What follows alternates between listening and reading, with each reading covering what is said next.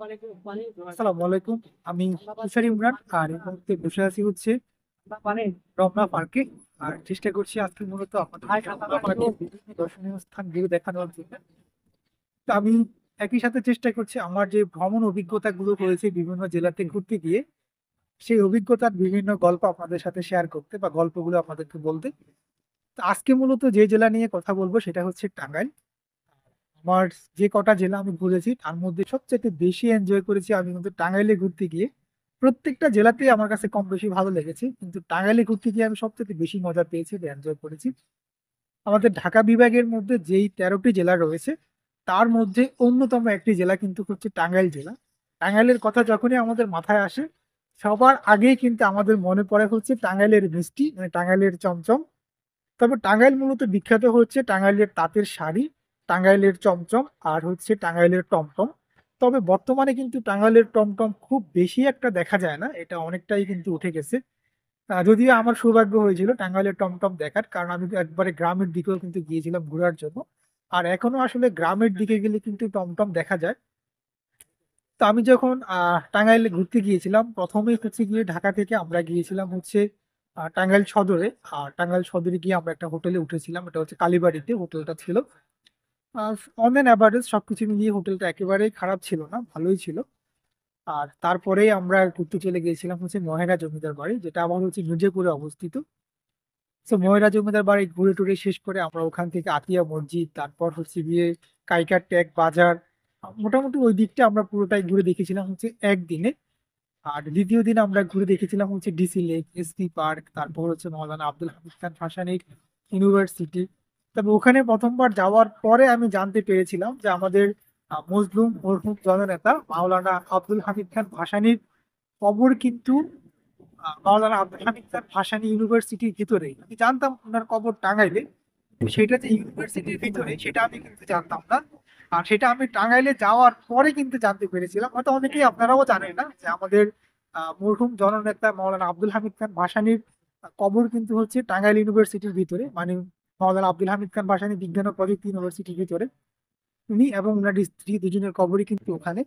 যেমন আমি প্রথম যখন সিলেট গিয়েছিলাম আমি প্রথমবার জানতে পেরেছিলাম যে আমাদের মুক্তিযুদ্ধের সর্বাধিনায়ক জেনারেল আতাউল গনি উসমানীর কবর কিন্তু সিলেট হজরত শাহজালাল রহমতুল্লাহ আলাইহির মাজারের ভিতরে। আমি সিলেট না গেলে কিন্তু জানতামই না যে ওনার কবর ওখানে।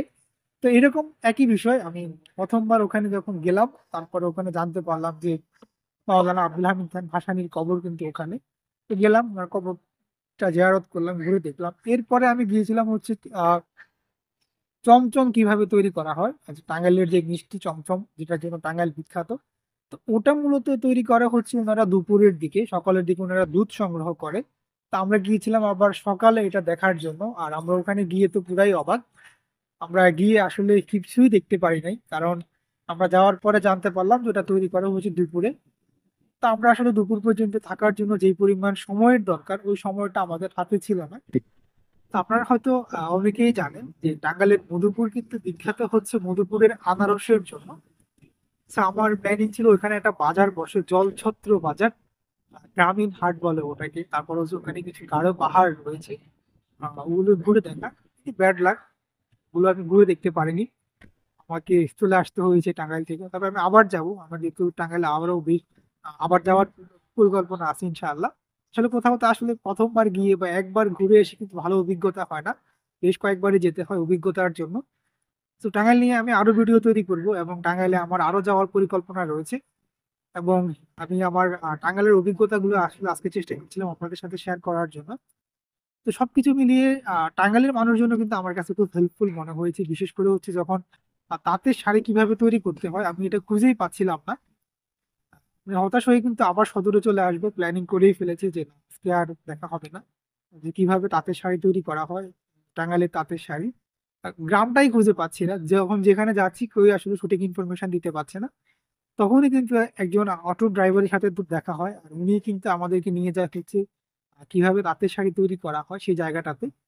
So, আমি ওনার কাছে এখনো কৃতজ্ঞ, উনি না থাকলে হয়তো আমি যেতেই পারতাম না, ওই গ্রামটা খুঁজেই পেতাম না। গ্রামটার নাম ছিল মেবি পাত্রাইল, আমি এই মুহূর্তে নামটা মনে করতে পারছি না, বাট আপনারা যদি কখনো যান আমার ভিডিও দেখে নেওয়ার চেষ্টা করবেন, আমার ভিডিওতে একেবারে কিভাবে তৈরি করা হয় এবং গ্রামের নামটা ওখানে আমি বলে দিয়েছি, বা কিভাবে যাবেন সেই তথ্যটাও আমি দেওয়ার চেষ্টা করেছি। তো এই ছিল হচ্ছে আমার টাঙ্গাইলের অভিজ্ঞতা। আর হ্যাঁ, টাঙ্গাইলের খাবার, টাঙ্গাইলের মানুষজন, তারপর হচ্ছে টাঙ্গাইলের ঘোরার জন্য দর্শনীয় স্থানগুলো খুব সুন্দর ছিল। আর সবকিছু মিলিয়ে আমার টাঙ্গাইলের অভিজ্ঞতাটাও কিন্তু খুব ভালো ছিল।